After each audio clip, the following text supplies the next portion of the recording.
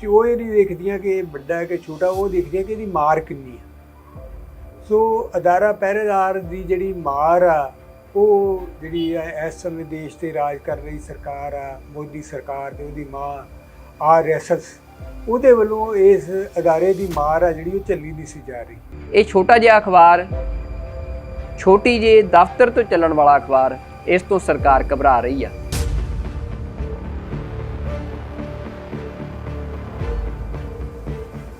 ਸਰਕਾਰ ਨੇ ਸਾਡਾ ਅਖਬਾਰ ਬੈਨ ਕਰਤਾ ਸੀ, ਮਤਲਬ ਉਸ ਵੇਲੇ ਦੀ ਕਾਂਗਰਸ ਸਰਕਾਰ ਨੇ। ਸਰਕਾਰਾਂ ਚਾਹੇ ਕਿਸੇ ਵੀ ਰੰਗ ਦੀਆਂ ਹੋਣ, ਸੱਚ ਕੋਈ ਵੀ ਨਹੀਂ ਸੁਣਨਾ ਚਾਹੁੰਦੀ। ਅਸੀਂ ਬਾਹਰ ਸੜਕ ਤੇ ਖੜ ਕੇ ਕਾਰ ਦੇ ਉੱਤੇ ਕੰਪਿਊਟਰ ਨੂੰ ਰੱਖ ਕੇ ਤੇ ਉਹਦੀ ਬੈਟਰੀ ਦੇ ਨਾਲ ਕੰਪਿਊਟਰ ਨੂੰ ਚਲਾ ਕੇ ਆ ਜਿਹੜਾ ਉਹ ਅਖਬਾਰ ਉੱਤੇ ਤਿਆਰ ਕੀਤਾ ਤੇ ਅਗਲੇ ਦਿਨ ਆ ਜਿਹੜਾ ਉਹ ਪਾਠਕਾਂ ਤੱਕ ਪਹੁੰਚਿਆ। ਇਹੋ ਜਿਹਾ ਕਿ ਉਹ ਆਪਣੀ ਸੰਪਾਦਕੀ ਵਿੱਚ ਲਿਖਦੇ ਨੇ ਕਿ ਸਰਕਾਰ ਅੱਜ ਉਹਨਾਂ ਦੇ ਫੋਨ ਰਾਹੀਂ ਉਹਨਾਂ ਦੀ ਜਾਸੂਸੀ ਕਰ ਰਹੀ ਆ। ਅਸੀਂ ਕਦੇ ਕਿਸੇ ਦੇ ਨਾਲ ਮਤਲਬ ਨਾ ਤਾਂ ਕਿਸੇ ਦੀ ਚਾਪਲੂਸੀ ਕੀਤੀ ਆ ਤੇ ਨਾ ਅਸੀਂ ਬਿਨਾਂ ਮਤਲਬ ਕਿਸੇ ਦਾ ਵਿਰੋਧ ਕੀਤਾ। ਜੋ ਗੱਲ ਲਿਖਣੀ ਆ ਉਹ ਸੱਚ ਦੇ ਆਧਾਰ ਤੇ ਲਿਖਣੀ ਆ ਤੇ ਠੋਕ ਕੇ ਲਿਖਣੀ ਆ। ਅਸੀਂ ਉਸੇ ਟਾਈਮ ਫੈਸਲਾ ਲਿਆ ਕਿ ਪ੍ਰੋਫੈਸਰ ਜੋਗਿੰਦਰਪਾਲ ਭੁੱਲਰ ਦੀ ਫਾਂਸੀ ਦੇ ਵਿਰੁੱਧ ਪੰਜਾਬ ਦੇ ਵਿੱਚ ਇੱਕ ਦਸਤਕ ਦੀ ਮੁਹਿੰਮ ਜਿਹੜੀ ਉਹ ਛੇੜੀ ਜਾਵੇ।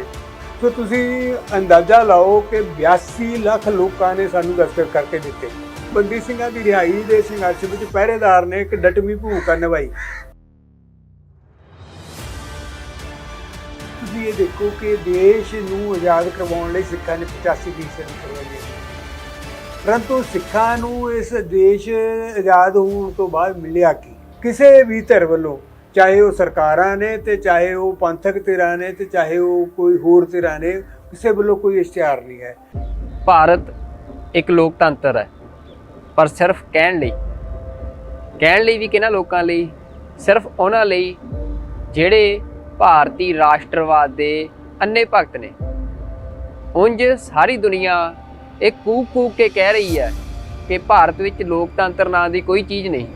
ਭਾਰਤ ਕੋਈ ਲੋਕਤੰਤਰ ਨਹੀਂ, ਇਹ ਇੱਕ ਤਾਨਾਸ਼ਾਹੀ ਹੈ। ਦੁਨੀਆ ਦੇ ਵੱਡੇ ਅਦਾਰੇ, ਵੱਡੀਆਂ ਸੰਸਥਾਵਾਂ ਇਹ ਦਾਅਵਾ ਕਰ ਚੁੱਕੀਆਂ ਨੇ ਕਿ ਭਾਰਤ ਵਿੱਚ ਲੋਕਤੰਤਰ, ਕਦਰਾਂ ਕੀਮਤਾਂ ਨਾਂ ਦੀ ਕੋਈ ਚੀਜ਼ ਨਹੀਂ।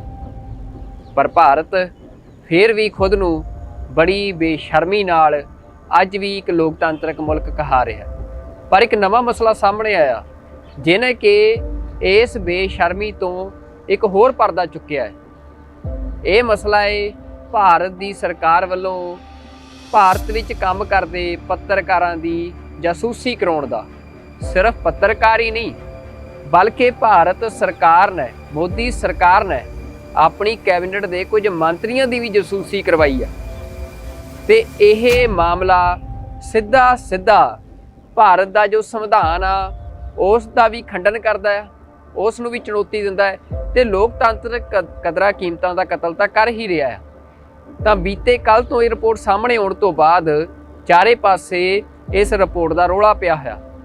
ਪਰ ਇਹ ਮਸਲਾ ਹੋਰ ਅਹਿਮ ਹੋ ਜਾਂਦਾ ਹੈ, ਖਾਸ ਕਰਕੇ ਸਿੱਖਾਂ ਲਈ, ਕਿਉਂਕਿ ਜਿੰਨੇ ਪੱਤਰਕਾਰਾਂ ਦੀ ਇਹ ਸੂਚੀ ਸਾਹਮਣੇ ਆਈ ਆ ਜਿਨ੍ਹਾਂ ਦੇ ਮੋਬਾਈਲ ਨੰਬਰਾਂ ਦੇ ਵਿੱਚ ਇਹ ਜਾਸੂਸੀ ਕੀਤੀ ਜਾ ਰਹੀ ਸੀ, ਮੋਬਾਈਲਾਂ ਵਿੱਚ ਜਾਸੂਸੀ ਕੀਤੀ ਜਾ ਰਹੀ ਸੀ, ਉਹਨਾਂ ਪੱਤਰਕਾਰਾਂ ਦੇ ਵਿੱਚੋਂ ਇੱਕ ਪੱਤਰਕਾਰ ਹੈ ਸਰਦਾਰ ਜਸਪਾਲ ਸਿੰਘ ਹੇਰਾ। ਜਸਪਾਲ ਸਿੰਘ ਹੇਰਾ ਪਹਿਰੇਦਾਰ ਅਖਬਾਰ ਦੇ ਸੰਪਾਦਕ ਨੇ। ਪਹਿਰੇਦਾਰ ਅਖਬਾਰ ਜੋ ਸਿੱਖਾਂ ਦੀ ਆਵਾਜ਼ ਨੂੰ ਚੁੱਕਣ ਲਈ ਜਾਣਿਆ ਜਾਂਦਾ। ਪੰਜਾਬ ਦੇ ਵਿੱਚ ਹੋਰ ਵੀ ਵੱਡੇ ਅਖਬਾਰ ਨੇ, ਪੰਜਾਬੀ ਦੇ ਕਈ ਵੱਡੇ ਅਖਬਾਰ ਨੇ ਜਿਨ੍ਹਾਂ ਦੀਆਂ ਕਿ ਵੱਡੀਆਂ ਇਮਾਰਤਾਂ ਨੇ, ਵੱਡੀਆਂ ਬਿਲਡਿੰਗਾਂ ਨੇ। ਪਰ ਅੱਜ ਅਸੀਂ ਤੁਹਾਨੂੰ ਦਿਖਾਵਾਂਗੇ ਕਿ ਸਰਕਾਰ ਦੇ ਲਈ ਕੰਸਰਨ ਦਾ ਵਿਸ਼ਾ ਬਣਿਆ, ਸਰਕਾਰ ਦੇ ਲਈ ਇੱਕ ਜਿਹਨੂੰ ਅਸੀਂ ਕਹਿ ਸਕਦੇ ਹਾਂ ਚੁਣੌਤੀ ਬਣਿਆ ਹੋਇਆ ਇਹ ਪਹਿਰੇਦਾਰ ਅਖਬਾਰ।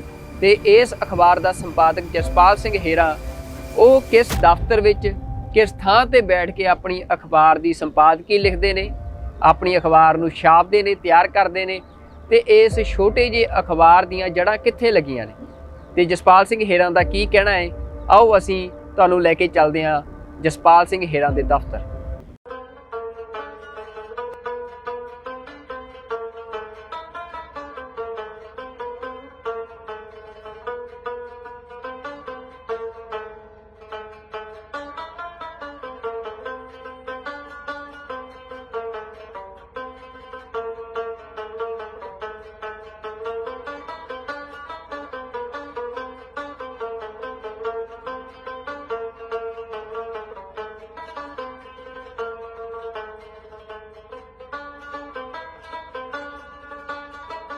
ਇਜ਼ਰਾਈਲ ਦੀ ਇਹ ਸੰਸਥਾ NSO ਤੇ NSO ਨੂੰ ਦੁਨੀਆ ਦੀ ਸਾਈਬਰ ਸਿਕਿਉਰਿਟੀ ਦੀ ਸਭ ਤੋਂ ਮਾਹਰ ਸੰਸਥਾ ਮੰਨਿਆ ਜਾਂਦਾ ਹੈ। NSO ਨੇ ਇਹ ਪੈਗਾਸਸ ਨਾਂ ਦਾ ਇੱਕ ਸੌਫਟਵੇਅਰ ਡਿਜ਼ਾਈਨ ਕੀਤਾ, ਬਣਾਇਆ ਤੇ ਇਸ ਸੌਫਟਵੇਅਰ ਨੂੰ ਦੁਨੀਆ ਦੇ ਵੱਖ-ਵੱਖ ਦੇਸ਼ਾਂ ਨੂੰ ਵੇਚਿਆ ਗਿਆ। NSO ਖੁਦ ਇਸ ਗੱਲ ਨੂੰ ਮੰਨਦੀ ਆ ਕਿ ਉਸ ਦਾ ਇਹ ਸੌਫਟਵੇਅਰ ਜੋ ਕਿ ਕਿਸੇ ਵੀ ਮੋਬਾਈਲ ਫੋਨ ਦੇ ਵਿੱਚ, ਕਿਸੇ ਵੀ ਕੰਪਿਊਟਰ ਦੇ ਵਿੱਚ ਜਾਂ ਇਸ ਤਰ੍ਹਾਂ ਦੇ ਕਿਸੇ ਵੀ ਸੰਦ ਦੇ ਵਿੱਚ ਜਾ ਕੇ ਤੇ ਉਸ ਸੰਦ ਦੀ ਸਾਰੀ ਜਾਣਕਾਰੀ ਜਿਹੜੀ ਆ ਉਹ ਚੋਰੀ ਕਰ ਸਕਦਾ ਹੈ। ਤੇ NSO ਨੇ ਇਹ ਵੀ ਮੰਨਿਆ ਕਿ ਉਸ ਦਾ ਇਹ ਸੌਫਟਵੇਅਰ ਕੰਪਨੀ ਨੇ ਕਈ ਦੇਸ਼ਾਂ ਨੂੰ ਦਿੱਤਾ ਹੈ ਵਰਤਣ ਲਈ, ਪਰ ਇਹ ਨਹੀਂ ਦੱਸਿਆ ਕਿ ਕਿਹੜੇ-ਕਿਹੜੇ ਦੇਸ਼ਾਂ ਨੂੰ ਦਿੱਤਾ ਆ। ਪਰ NSO ਇਹ ਜ਼ਰੂਰ ਦਾਅਵਾ ਕਰਦੀ ਆ ਕਿ ਇਹ ਸੌਫਟਵੇਅਰ ਦੇਸ਼ਾਂ ਨੂੰ ਦਿੱਤਾ ਗਿਆ। ਤੇ ਹੁਣ ਜਦੋਂ ਇਹ ਜਾਣਕਾਰੀ ਸਾਹਮਣੇ ਆਈ ਆ ਕਿ ਪੱਤਰਕਾਰਾਂ ਦੀ ਖੂਫੀਆ ਜਾਣਕਾਰੀ ਜਾਂ ਪੱਤਰਕਾਰਾਂ ਦੀ ਜਾਸੂਸੀ ਕੀਤੀ ਜਾ ਰਹੀ ਆ ਇਸ ਸੌਫਟਵੇਅਰ ਦੇ ਰਾਹੀਂ, ਤਾਂ ਸ਼ੱਕ ਸਿੱਧਾ ਭਾਰਤ ਸਰਕਾਰ ਤੇ ਜਾਣਾ ਲਾਜ਼ਮੀ ਆ। ਭਾਵੇਂ ਕਿ ਭਾਰਤ ਸਰਕਾਰ ਇਸ ਗੱਲ ਤੋਂ ਇਨਕਾਰ ਕਰ ਰਹੀ ਆ ਕਿ ਉਸ ਦਾ ਕੋਈ ਵੀ ਰੋਲ ਇਸ ਸਾਰੇ ਪ੍ਰੋਜੈਕਟ ਦੇ ਵਿੱਚ ਜਿਹੜਾ ਕਿ ਪੱਤਰਕਾਰਾਂ ਦੀ ਜਾਸੂਸੀ ਲਈ ਆਰੰਭਿਆ ਗਿਆ ਸੀ, ਇਸ ਵਿੱਚ ਉਸ ਦਾ ਕੋਈ ਵੀ ਰੋਲ ਸੀ। ਪਰ ਗੱਲ ਕਰਦੇ ਹਾਂ ਜਸਪਾਲ ਸਿੰਘ ਹੇਰਾਂ ਦੀ। ਇਹ ਅਸੀਂ ਤੁਹਾਨੂੰ ਦਫ਼ਤਰ ਦਿਖਾਇਆ ਜਿੱਥੇ ਕਿ ਜਸਪਾਲ ਸਿੰਘ ਹੇਰਾਂ ਬੈਠ ਕੇ ਇਹ ਪਹਿਰੇਦਾਰ ਅਖਬਾਰ ਤਿਆਰ ਕਰਦੇ ਨੇ। ਵੱਡੇ ਅਖਬਾਰ ਨੇ ਪੰਜਾਬ ਦੇ ਵਿੱਚ, ਪਰ ਸ਼ਾਇਦ ਸਰਕਾਰ ਕਿਸੇ ਤੋਂ ਨਹੀਂ ਘਬਰਾਉਂਦੀ। ਪਰ ਇਹ ਛੋਟਾ ਜਿਹਾ ਅਖਬਾਰ, ਛੋਟੀ ਜਿਹੀ ਦਫ਼ਤਰ ਤੋਂ ਚੱਲਣ ਵਾਲਾ ਅਖਬਾਰ, ਇਸ ਤੋਂ ਸਰਕਾਰ ਘਬਰਾ ਰਹੀ ਆ। ਸਵਾਲ ਬਹੁਤ ਨੇ, ਆਖਰ ਕਿਉਂ ਸਰਕਾਰ ਇਸ ਛੋਟੇ ਜਿਹੇ ਅਖਬਾਰ ਤੋਂ ਘਬਰਾ ਰਹੀ ਆ? ਇਹੋ ਜਿਹਾ ਕੀ ਜਸਪਾਲ ਸਿੰਘ ਹੇਰਾਂ ਆਪਣੇ ਇਸ ਅਖਬਾਰ ਵਿੱਚ ਲਿਖਦੇ ਨੇ, ਇਹੋ ਜਿਹਾ ਕੀ ਉਹ ਆਪਣੀ ਸੰਪਾਦਕੀ ਵਿੱਚ ਲਿਖਦੇ ਨੇ ਕਿ ਸਰਕਾਰ ਅੱਜ ਉਹਨਾਂ ਦੇ ਫੋਨ ਰਾਹੀਂ ਉਹਨਾਂ ਦੀ ਜਾਸੂਸੀ ਕਰ ਰਹੀ ਆ।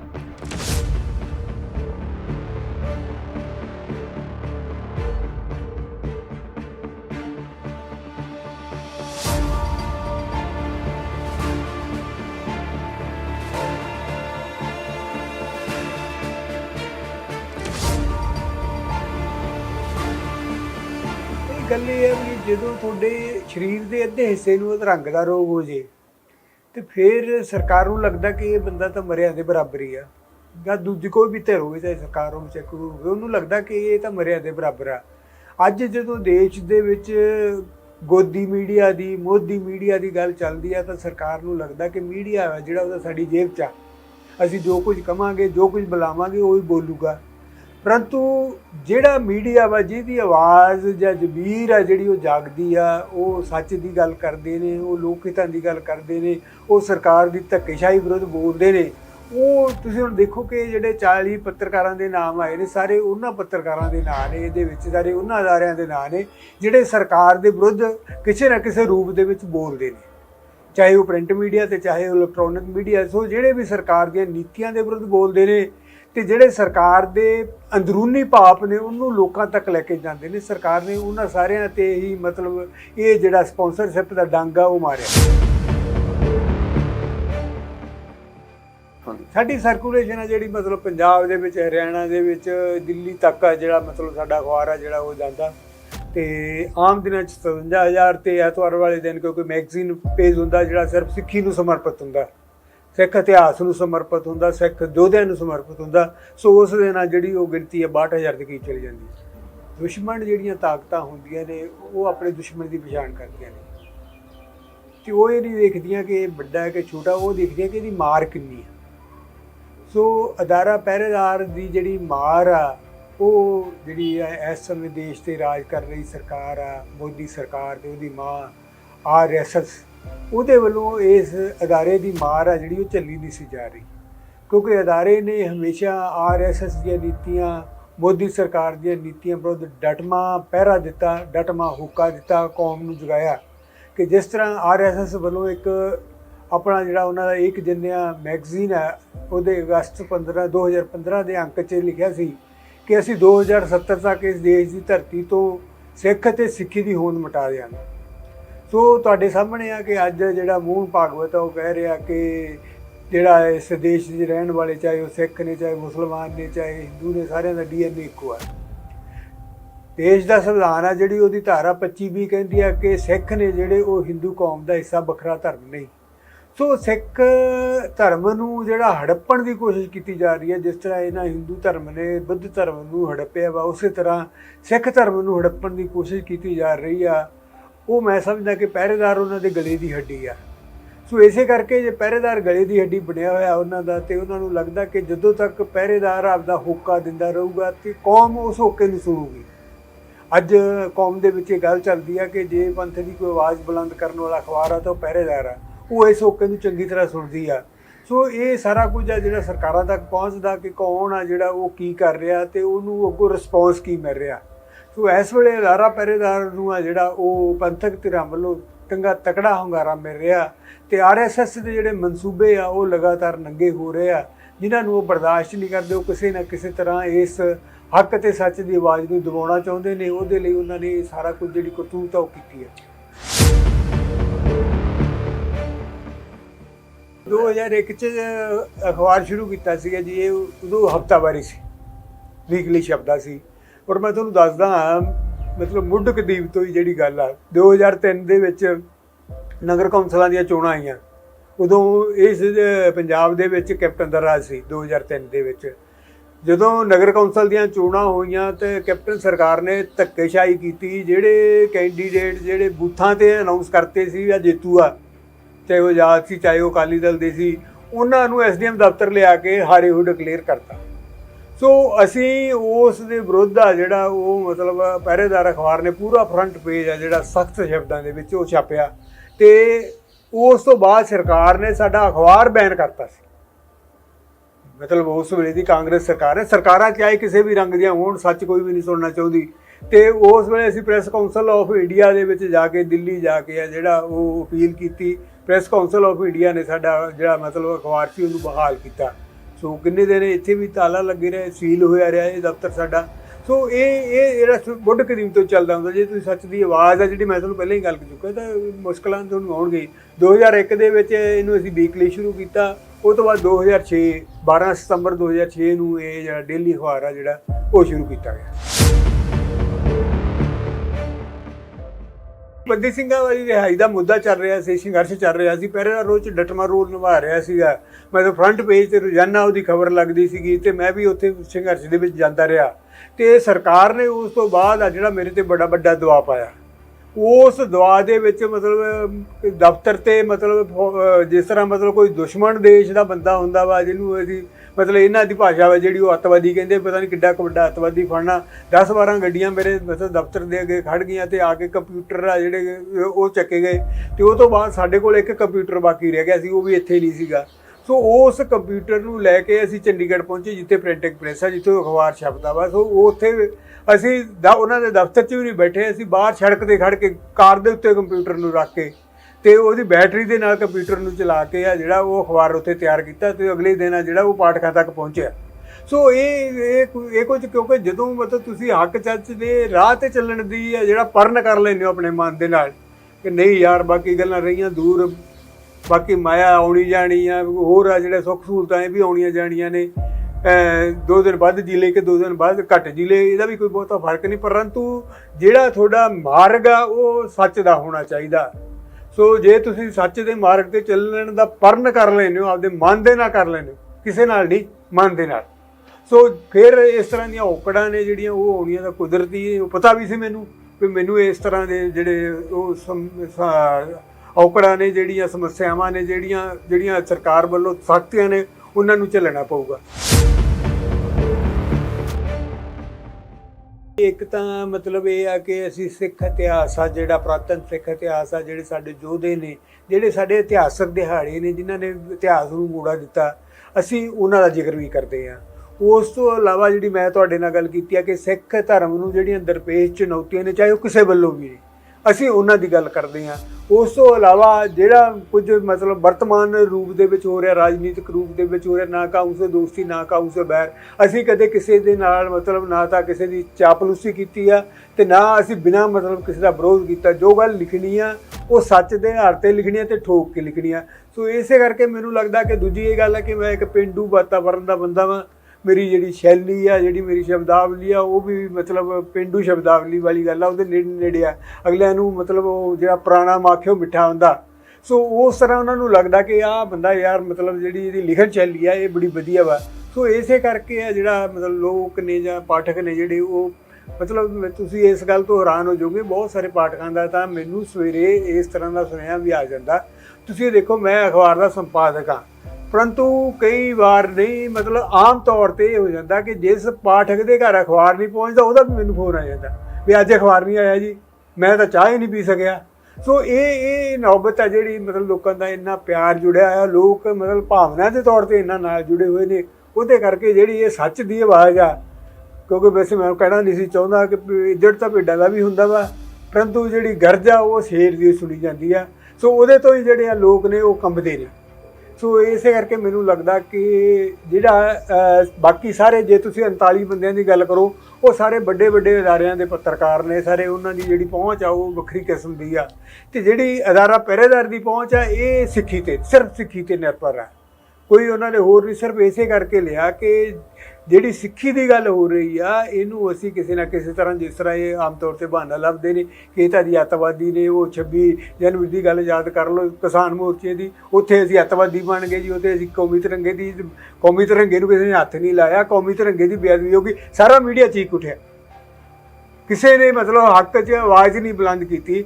ਸਿਰਫ ਅਦਾਰਾ ਪਹਿਰੇਦਾਰ ਆ। ਜੇ ਅਸੀਂ ਗੱਲ ਕਰੀਏ ਜਿਹੜੀ ਤੁਸੀਂ ਗੱਲ ਕੀਤੀ ਹੈ ਡਰਦੇ ਕਿਉਂ ਆ, ਪ੍ਰੋਫੈਸਰ ਦਵਿੰਦਰਪਾਲ ਸਿੰਘ ਭੁੱਲਰ ਹੋਰਾਂ ਨੂੰ ਫਾਂਸੀ ਦੀ ਸਜ਼ਾ ਸੁਣਾਤੀ। ਉਹਨਾਂ ਦਾ ਜਿਹੜਾ ਕੇਸ ਸੀਗਾ ਮਨਿੰਦਰਜੀਤ ਬਿੱਟਾ ਤੇ ਬੰਬ ਧਮਾਕਾ ਹੋਇਆ ਸੀ, ਉੱਥੇ ਬੰਦੇ ਮਾਰੇ ਗਏ ਸੀ, ਉਹ ਕੇਸ ਉਹਨਾਂ 'ਤੇ ਚੱਲਦਾ ਸੀ, ਉਹਨਾਂ ਨੂੰ ਫਾਂਸੀ ਦੀ ਸਜ਼ਾ ਸੁਣਾਤੀ।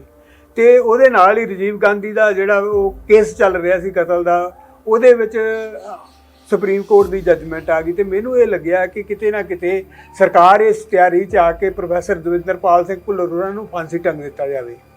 ਅਤੇ ਮੈਂ ਆਪਣੇ ਪੱਤਰਕਾਰਾਂ ਦੀ ਅਗਲੇ ਦਿਨ ਹੀ ਮੀਟਿੰਗ ਬੁਲਾਈ। ਰਾਤ ਨੂੰ ਮੈਨੂੰ ਮਤਲਬ ਸੱਚੀ ਗੱਲ ਇਹ ਹੈ ਕਿ ਮੈਨੂੰ ਨੀਂਦ ਨਹੀਂ ਆਈ, ਅਤੇ ਮੈਂ ਅਗਲੇ ਦਿਨ ਹੀ ਪੱਤਰਕਾਰਾਂ ਦੀ ਮੀਟਿੰਗ ਬੁਲਾਈ। ਮੈਂ ਕਿਹਾ ਵੀ ਸਰਕਾਰ ਦੀ ਆਹ ਮਨਸ਼ਾ ਮੈਨੂੰ ਲੱਗ ਰਹੀ ਆ, ਆਪਾਂ ਇਹਨੂੰ ਕਿਵੇਂ ਨਾ ਕਿਵੇਂ ਕਿਸੇ ਨਾ ਢੰਗ ਤਰੀਕੇ ਨਾਲ, ਭਾਵੇਂ ਕਿ ਆਪਾਂ ਤਾਂ ਉਹ ਤੂਤੀ ਦੀ ਆਵਾਜ਼ ਹੀ ਆ, ਨਗਰਖਾਨੇ 'ਚ ਕੌਣ ਸੁਣਨ ਵਾਲਾ, ਪਰੰਤੂ ਜਿੰਨੇ ਕੁ ਜੋਗੇ ਅਸੀਂ ਹੈਗੇ ਸਾਨੂੰ ਯੋਗਦਾਨ ਪਾਉਣਾ ਚਾਹੀਦਾ। ਅਸੀਂ ਉਸੇ ਟਾਈਮ ਫੈਸਲਾ ਲਿਆ ਕਿ ਪ੍ਰੋਫੈਸਰ ਦਵਿੰਦਰਪਾਲ ਭੁੱਲਰ ਦੀ ਫਾਂਸੀ ਦੇ ਵਿਰੁੱਧ ਪੰਜਾਬ ਦੇ ਵਿੱਚ ਇੱਕ ਦਸਤਕ ਦੀ ਮੁਹਿੰਮ ਆ ਜਿਹੜੀ ਉਹ ਛੇੜੀ ਜਾਵੇ। ਸੋ ਤੁਸੀਂ ਅੰਦਾਜ਼ਾ ਲਾਓ ਕਿ 82 ਲੱਖ ਲੋਕਾਂ ਨੇ ਸਾਨੂੰ ਦਸਤਖਤ ਕਰਕੇ ਦਿੱਤੇ। ਸਾਡੇ ਪੱਤਰਕਾਰ ਥਾਂ ਥਾਂ ਗਏ, ਜਿੱਥੇ ਗੁਰਦੁਆਰੇ 'ਚ ਦੀਵਾਨ ਲੱਗਦੇ ਸੀ, ਸੰਗਰਾਂਦ ਦਾ ਦਿਹਾੜਾ, ਪੁੰਨਿਆ ਦਾ ਦਿਹਾੜਾ, ਉਹਨਾਂ ਨੇ ਮਤਲਬ ਮਿਹਨਤ ਕੀਤੀ ਸਾਰੀ ਥਾਂ।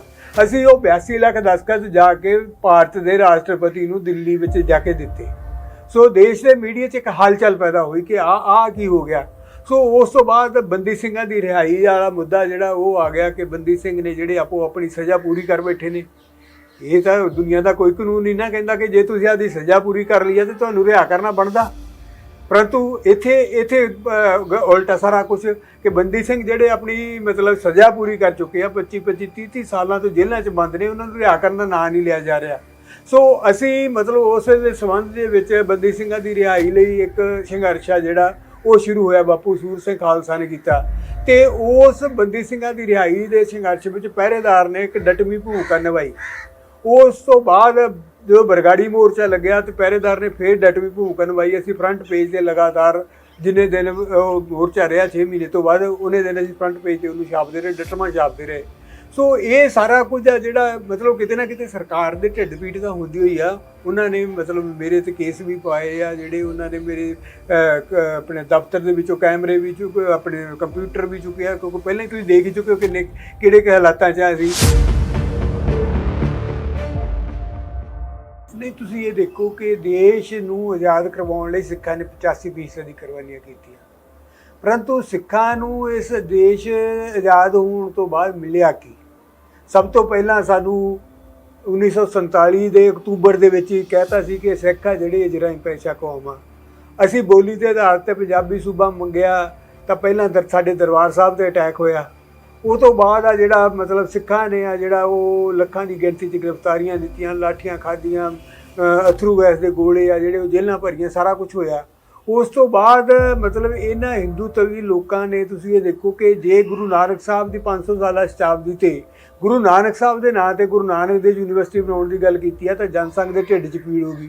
ਉਹਨਾਂ ਨੇ ਤੇ ਮਤਲਬ ਬਾਜ਼ਾਰ ਦੇ 'ਚੋਂ ਆਪਦਾ ਜਿਹੜਾ ਸੀਗਾ ਉਹ ਦਿੱਤਾ ਕਿ ਅਸੀਂ ਜੇ ਤੁਸੀਂ ਗੁਰੂ ਨਾਨਕ ਸਾਹਿਬ ਦੇ ਨਾਂ 'ਤੇ ਦਿਆਨੰਦ ਨੂੰ ਛੱਡ ਕੇ ਗੁਰੂ ਨਾਨਕ ਸਾਹਿਬ 'ਤੇ ਯੂਨੀਵਰਸਿਟੀ ਬਣਾਉਂਦੇ ਹੋ ਅਤੇ ਅਸੀਂ ਤੁਹਾਡੇ ਨਾਲ ਨਹੀਂ ਚੱਲਣਾ। ਸੋ ਉਸ ਤੋਂ ਬਾਅਦ ਤੁਸੀਂ ਦੇਖ ਲਓ ਕਿ 1984 ਤੇ ਆ ਜੋ ਦਰਬਾਰ ਸਾਹਿਬ ਤੇ ਹਮਲਾ ਹੋਇਆ। ਠੀਕ ਆ, ਸੰਤ ਜਰਨੈਲ ਸਿੰਘ ਜੀ ਖਾਲਸਾ ਪਿੰਡਰਾਂ ਵਾਲਿਆਂ ਨੇ ਸਰਕਾਰ ਨੂੰ ਆ ਜਿਹੜਾ ਉਹ ਕਿਹਾ ਸੀ ਕਿ ਜੇ ਤੁਸੀਂ ਸਾਨੂੰ 2 ਨੰਬਰ ਦੇ ਸ਼ਹਿਰੀ ਬਣਾ ਕੇ ਰੱਖਣਾ ਚਾਹੁੰਦੇ ਤੇ ਅਸੀਂ ਨਹੀਂ ਰਹਿਣਾ ਇਸ ਦੇਸ਼ ਦੇ ਨਾਲ, ਅਸੀਂ ਬਰਾਬਰ ਦੇ ਸ਼ਹਿਰੀ ਬਣ ਕੇ ਰਵਾਂਗੇ। ਉਹਨਾਂ ਦੇ ਨਾਲ ਸਰਕਾਰ ਦੀ ਟੱਕਰ ਸੀ ਜਾਂ ਸਰਕਾਰ ਉਹਨਾਂ ਦੀ ਸਰਕਾਰ ਨਾਲ ਟੱਕਰ ਸੀ।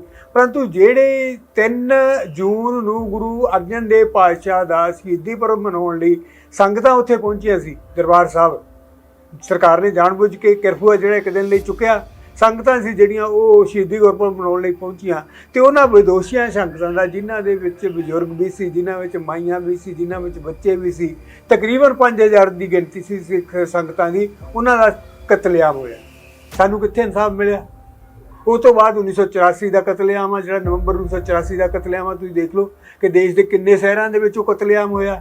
ਸਿੱਖਾਂ ਨੂੰ ਚੁਣ ਕੇ ਉਹਨਾਂ ਦੇ ਗਲਾਂ 'ਚ ਟਾਇਰ ਪਾ ਕੇ, ਉਹਨਾਂ ਦੀਆਂ ਧੀਆਂ ਭੈਣਾਂ ਦੀ ਬੇਇੱਜ਼ਤੀ ਕਰਕੇ। ਮਤਲਬ ਸਾਨੂੰ ਇਸ ਦੇਸ਼ ਦੇ ਵਿੱਚ ਕਦੇ ਵੀ 1 ਨੰਬਰ ਦੇ ਸ਼ਹਿਰੀ ਨਹੀਂ ਸਮਝਿਆ ਗਿਆ। ਬੇਗਾਨਗੀ ਦਾ ਅਹਿਸਾਸ ਆ ਜਿਹੜਾ ਹੁੰਦਾ, ਜੇ ਸਾਨੂੰ ਬੇਗਾਨਗੀ ਦਾ ਅਹਿਸਾਸ ਹੁੰਦਾ ਤਾਂ ਫਿਰ ਅਸੀਂ ਆਪਣੇ ਰਾਜ ਨੂੰ ਯਾਦ ਕਿਉਂ ਨਹੀਂ ਕਰਾਂਗੇ? ਸਾਨੂੰ ਬਾਬਾ ਬੰਦਾ ਸਿੰਘ ਬਹਾਦਰ ਦਾ ਰਾਜ ਵੀ ਯਾਦ ਆਊਗਾ, ਸਾਨੂੰ ਮਹਾਰਾਜਾ ਰਣਜੀਤ ਸਿੰਘ ਦਾ ਰਾਜ ਵੀ ਯਾਦ ਆਊਗਾ ਤੇ ਸਾਨੂੰ ਆਪਣੀ ਕੌਮ ਦੀਆਂ ਕੀਤੀਆਂ ਕੁਰਬਾਨੀਆਂ ਵੀ ਯਾਦ ਆਉਣਗੀਆਂ। ਪਰੰਤੂ ਇਹ ਜਿਹੜੀਆਂ ਸਮੇਂ ਦੀਆਂ ਸਰਕਾਰਾਂ ਨੇ ਇਹ ਨਹੀਂ ਚਾਹੁੰਦੀਆਂ। ਚਾਹੇ ਤੁਸੀਂ ਗੱਲ ਕਰ ਲਓ ਗਾਂਧੀ ਦੀ, ਉਹਨੇ ਕਿਹਾ ਸੀ ਕਿ ਅਸੀਂ ਸਿੱਖਾਂ ਨੂੰ ਆਜ਼ਾਦੀ ਦਾ ਖਿੱਤਾ ਦੇਵਾਂਗੇ। ਚਾਹੇ ਗੱਲ ਕਰ ਲਓ ਨਹਿਰੂ ਦੀ, ਉਹਨੇ ਕਿਹਾ ਸੀ ਅਸੀਂ ਸਿੱਖਾਂ ਨੂੰ ਆਜ਼ਾਦੀ ਦਾ ਖਿੱਤਾ ਦੇਵਾਂਗੇ। ਸੋ ਇਹਨਾਂ ਲੋਕਾਂ ਨੇ ਹਮੇਸ਼ਾ ਸਿੱਖਾਂ ਦੇ ਨਾਲ ਵਿਸ਼ਵਾਸਘਾਤ ਕੀਤਾ, ਸਿੱਖਾਂ ਦੇ ਨਾਲ ਝੂਠ ਬੋਲਿਆ ਤੇ ਅੱਜ ਇਹ ਹਾਲਾਤ ਪੈਦਾ ਹੋ ਗਈ ਕਿ ਸਿੱਖ ਇਹਨਾਂ ਨੂੰ ਸਾਰਿਆਂ ਨੂੰ ਅੱਤਵਾਦੀ ਦਿਖਾਈ ਦਿੰਦੇ ਆ। ਜੇ ਕੋਈ ਸਿੱਖ ਸਿੱਖੀ ਦੀ ਗੱਲ ਕਰਦਾ, ਉਹ ਸਿੱਖੀ ਜਿਹਨੇ ਇਹ ਹਿੰਦੂ ਧਰਮ ਦੀ ਰਾਖੀ ਕੀਤੀ ਹੈ, ਜੇ ਕੋਈ ਸਿੱਖ ਸਿੱਖੀ ਦੀ ਗੱਲ ਕਰਦਾ ਤੇ ਉਹਨਾਂ ਨੂੰ ਅੱਤਵਾਦੀ ਦਿਖਾਈ ਦਿੰਦਾ। ਉਹ ਸਾਡੀਆਂ ਜਿਹੜੇ ਸਾਡਾ ਰਿਕਾਰਡ ਆ ਜਿਹੜਾ ਉਹਦੇ ਤੇ ਬਿਠਾ ਦਿੰਦੇ ਆ। ਬੇਗਾਨੇ ਦੇਸ਼ ਦੀਆਂ ਏਜੰਸੀਆਂ ਨੇ ਜਿਹੜੀਆਂ ਉਹਨਾਂ ਨੂੰ ਬਿਠਾ ਦਿੰਦੇ ਨੇ ਕਿ ਦੇਖੋ ਇਹ ਕੀ ਕਰਦੇ ਨੇ, ਇਹਨਾਂ ਦੇ ਸਰੋਤ ਕੀ ਨੇ, ਇਹਨਾਂ ਨੂੰ ਕਿੱਥੋਂ ਕੀ ਆ। ਉਹ ਸਾਰਾ ਕੁਝ ਹੈ ਜਿਹੜਾ ਸਾਰਾ ਇਹਨਾਂ ਦੇ ਆਪਦੇ ਪਾਪ ਆ, ਉਹ ਬੋਲਦੇ ਆ ਕਿ ਅਸੀਂ ਸਿੱਖਾਂ ਨਾਲ ਵਿਸ਼ਵਾਸਘਾਤ ਕੀਤਾ। ਸਿੱਖਾਂ ਨੂੰ ਇਹ ਸਮਝ ਨਾ ਆ ਜਾਵੇ ਕਿ ਅਸੀਂ ਇਹਨਾਂ ਦੇ ਨਾਲ ਵਿਸ਼ਵਾਸਘਾਤ ਕੀਤਾ, ਇਸ ਲਈ ਇਹ ਸਾਰਾ ਕੁਝ ਕੀਤਾ ਜਾ ਰਿਹਾ। ਇੱਕ ਤਾਂ ਇਹ ਹੈ ਕਿ ਆਪਣੀ ਆਤਮਾ ਦੇ ਨਾਲ, ਆਪਣੇ ਮਨ ਦੇ ਨਾਲ ਇੱਕ ਪਰਨ ਕਰਨਾ ਲੈਣਾ ਚਾਹੀਦਾ ਕਿ ਮੈਂ ਸੱਚ ਦੇ ਰਾਹ 'ਤੇ ਚੱਲੂਗਾ। ਛੇਤੀ ਕੀਤੀ ਆ ਜਿਹੜਾ ਉਹ ਮੈਂ ਮਤਲਬ ਗਲਤ ਕੰਮਾਂ ਵੱਲ, ਜਿਵੇਂ ਬਲੈਕਮੇਲਿੰਗ ਆਮ ਤੌਰ 'ਤੇ ਪੱਤਰਕਾਰਾਂ 'ਤੇ ਇਹ ਦੋਸ਼ ਲੱਗਦਾ ਕਿ ਬਲੈਕਮੇਲਿੰਗ ਕਰਤੇ ਜਾਂ ਪੈਸੇ ਲੈ ਕੇ ਕਿਸੇ ਦੇ ਆ ਕੇ ਚਾਪਲੂਸੀ ਕਰਤੀ। ਸੋ ਇਹ ਇਸ ਗੱਲ ਦਾ ਜਿਹੜਾ ਪਰਨ ਕਰਨਾ ਚਾਹੀਦਾ ਕਿ ਮੈਂ ਸੱਚ ਦੇ ਰਾਹ 'ਤੇ ਚੱਲੂਗਾ। ਫਿਰ ਤੁਹਾਨੂੰ ਲੋਕਾਂ ਵੱਲੋਂ ਇੰਨਾ ਸਤਿਕਾਰ ਮਿਲਦਾ ਨਾ ਕਿ ਤੁਹਾਡੀ ਆਪਦੀ ਆਤਮਾ ਜਿਹੜੀ ਉਹ ਸੰਤੁਸ਼ਟੀ ਹੋ ਜਾਂਦੀ ਹੈ ਕਿ ਯਾਰ ਮੈਨੂੰ ਘੱਟੋ ਘੱਟ ਲੋਕਾਂ ਦਾ ਇੰਨਾ ਮਾਣ ਮਿਲ ਰਿਹਾ, ਇੰਨਾ ਸਤਿਕਾਰ ਮਿਲ ਰਿਹਾ। ਮੈਂ ਪੈਸੇ ਤਾਂ ਵੱਡਿਆਂ ਕੋਲ ਹੁੰਦੇ ਆ, ਪੈਸੇ ਵਾਲੀ ਦੁਨੀਆ ਦਾ ਸੰਸਾਰ ਦੇ ਵਿੱਚ ਬਹੁਤ ਆ, ਉਹਨਾਂ 'ਚ ਮਾਣ ਸਤਿਕਾਰ ਕਿੰਨੇ ਕੁ ਨੂੰ ਮਿਲਦਾ। ਸੋ ਇਹ ਜਿਹੜਾ ਮਾਣ ਸਤਿਕਾਰ ਤੁਹਾਨੂੰ ਮਿਲਦਾ ਨਾ ਜੇ ਤੁਸੀਂ ਸੱਚ ਦੇ ਰਾਹ 'ਤੇ ਚੱਲਦੇ ਹੋ, ਇਹਦਾ ਆਪਣਾ ਹੀ ਸੁਆਦ ਆ। ਇਹ ਤੁਹਾਨੂੰ ਚੱਲ ਕੇ ਹੀ ਪਤਾ ਲੱਗਦਾ। ਸੋ ਮੈਂ ਜਿਹੜਾ ਜਵਾਬ ਦਿੰਦਾ ਉਹਨਾਂ ਨੂੰ, ਮਤਲਬ ਜਿਹੜੇ ਇਹ ਸਵਾਲ ਕਰਨ ਵਾਲੇ ਆ ਉਹਨਾਂ ਨੂੰ, ਕਿ ਮੈਨੂੰ ਆਪ ਨੂੰ ਨਹੀਂ ਪਤਾ, ਸਿਰਫ ਗੁਰੂ ਸਾਹਿਬ ਜਾਣਦੇ ਨੇ। ਸੋ ਕਿਉਂਕਿ ਦੇਖੋ ਕਿਸੇ ਧਿਰ ਵੱਲੋਂ ਕੋਈ ਇਸ਼ਤਿਹਾਰ ਨਹੀਂ। ਸੋ ਅਖਬਾਰ ਆ ਜਿਹੜੇ ਉਹ ਇਸ਼ਤਿਹਾਰਾਂ ਦੇ ਸਿਰ 'ਤੇ ਚੱਲਦੇ ਨੇ। ਕਿਸੇ ਵੀ ਧਿਰ ਵੱਲੋਂ, ਚਾਹੇ ਉਹ ਸਰਕਾਰਾਂ ਨੇ ਤੇ ਚਾਹੇ ਉਹ ਪੰਥਕ ਧਿਰਾਂ ਨੇ ਤੇ ਚਾਹੇ ਉਹ ਕੋਈ ਹੋਰ ਧਿਰਾਂ ਨੇ, ਕਿਸੇ ਵੱਲੋਂ ਕੋਈ ਇਸ਼ਤਿਹਾਰ ਨਹੀਂ ਹੈ। ਪਰੰਤੂ ਉਸ ਦੇ ਬਾਵਜੂਦ ਜਿਹੜੀਆਂ ਕਿਰਤੀ ਸਿੱਖ ਆ ਉਹਨਾਂ ਵੱਲੋਂ ਆ ਜਿਹੜਾ ਉਹ ਮਤਲਬ ਸਮੇਂ ਜਿਹੜੀ ਥੋੜ੍ਹੀ ਬਹੁਤੀ ਆ, ਕੋਈ 500 ਦੇ ਗਿਆ, ਕੋਈ 1100 ਦੇ ਗਿਆ, ਕੋਈ 2100 ਦੇ ਗਿਆ, ਮਤਲਬ ਇੱਥੇ ਕਵਾਲੀ ਆ ਜਿਹੜੇ ਕਿਰਤੀ ਸਿੱਖ ਆ ਉਹਨਾਂ ਦਾ ਮੈਨੂੰ ਸਹਿਯੋਗ ਆ ਜਿਹੜਾ ਉਹ ਹਮੇਸ਼ਾ ਮਿਲਿਆ। ਤੇ ਜਦੋਂ ਵੀ ਮੈਂ ਆਵਾਜ਼ ਮਾਰਦਾ ਉਹ ਮੇਰੇ ਨਾਲ ਆ ਕੇ ਖੜ੍ਹਦੇ ਵੀ ਨੇ। ਜੋ ਕਿਸੇ ਤਰ੍ਹਾਂ ਦੀ ਕੋਈ ਮੁਸੀਬਤ ਆਉਂਦੀ ਹੈ, ਸਮੱਸਿਆ ਆਉਂਦੀ ਆ, ਉਹ ਮੇਰੇ ਨਾਲ ਆ ਕੇ ਖੜ੍ਹਦੇ ਵੀ ਨੇ, ਵਿਚਾਰ ਵਟਾਂਦਰਾ ਵੀ ਕਰਦੇ ਨੇ। ਜੇ ਕੋਈ ਸਮੱਸਿਆ ਆਵੇ ਤਾਂ ਉਹਨੂੰ ਕਿਵੇਂ ਹੱਲ ਕਰਨਾ ਵਾ। ਸੋ ਇਹ ਗੁਰੂ ਸਾਹਿਬ ਜਿਵੇਂ ਮੈਂ ਆਪਦੇ ਸਾਹਮਣੇ ਜਿਹੜਾ ਮੰਤਵ ਰੱਖਿਆ, ਮਿਸ਼ਨ ਰੱਖਿਆ ਹੋਇਆ, ਉਹ ਗੁਰੂ ਅਮਰਦਾਸ ਸਾਹਿਬ ਪਾਤਸ਼ਾਹ ਦਾ, ਉਹਨਾਂ ਦਾ ਸਿੱਖਾਂ ਨੂੰ ਇੱਕ ਬੜਾ ਮਤਲਬ ਉਹਨਾਂ ਦੀ ਚੇਤਾਵਨੀ ਸਮਝ ਲਓ, ਚਾਹੇ ਉਹਨਾਂ ਦੀ ਆਗਿਆ ਸਮਝ ਲਓ, ਚਾਹੇ ਉਹਨਾਂ ਦਾ ਹੁਕਮ ਸਮਝ ਲਓ, ਕਿ ਉਹ ਕਹਿੰਦੇ ਸੀ ਕਿ ਸ਼ਾਮ ਨੂੰ ਜਿਹੜੇ ਲੰਗਰ ਦੇ ਭਾਂਡੇ ਆ ਨਾ, ਇਹ ਮੁੱਧੇ ਵੱਜਣੇ ਚਾਹੀਦੇ ਆ। ਇਹਨਾਂ ਦੇ ਵਿੱਚ ਕੋਈ ਵਸਤੂ ਆ ਜਿਹੜੀ ਉਹ ਬਾਕੀ ਨਹੀਂ ਰਹਿਣੀ ਚਾਹੀਦੀ, ਉਹ ਸਾਰੀ ਸੰਗਤਾਂ ਨੂੰ ਛਕਾ ਦਿਓ। ਅਤੇ ਜਿਹੜੇ ਸਿੱਖ ਸੀ ਉਹ ਪੁੱਛਦੇ ਸੀ ਵੀ ਗੁਰੂ ਸਾਹਿਬ ਸਵੇਰੇ, ਉਹ ਕਹਿੰਦੇ ਸੀ ਉਹ ਦੇਣ ਵਾਲਾ। ਸੋ ਜੇ ਤੁਸੀਂ ਗੁਰੂ 'ਤੇ ਟੇਕ ਰੱਖਦੇ ਹੋ ਤਾਂ ਫਿਰ ਉਹ ਦੇਣ ਵਾਲਾ ਹੈਗਾ, ਕੋਈ ਵੱਡੀ ਗੱਲ ਨਹੀਂ ਹੈਗੀ। ਬਾਕੀ ਹਾਲਾਤ ਨੇ ਜਿਹੜੇ ਉਹ ਜਿਸ ਤਰ੍ਹਾਂ ਦੇ ਹੈਗੇ ਨੇ ਉਹ ਤੁਸੀਂ ਦੇਖ ਹੀ ਰਹੇ ਹੋ। ਪਰੰਤੂ ਮੈਨੂੰ ਸੰਤੁਸ਼ਟੀ ਆ ਵੀ ਘੱਟੋ ਘੱਟ, ਪਤਾ ਨਹੀਂ ਇਤਿਹਾਸ ਕੀ ਕਹੂਗਾ ਕੱਲ੍ਹ ਨੂੰ, ਪਰੰਤੂ ਅੱਜ ਦੀ ਡੇਟ 'ਚ ਮੈਨੂੰ ਸੰਤੁਸ਼ਟੀ ਆ ਕਿ ਮੈਂ ਜਿਹੜਾ ਆਪਣਾ ਫਰਜ਼ ਆ ਉਹਦੀ ਪੂਰਤੀ ਕਰ ਰਿਹਾ।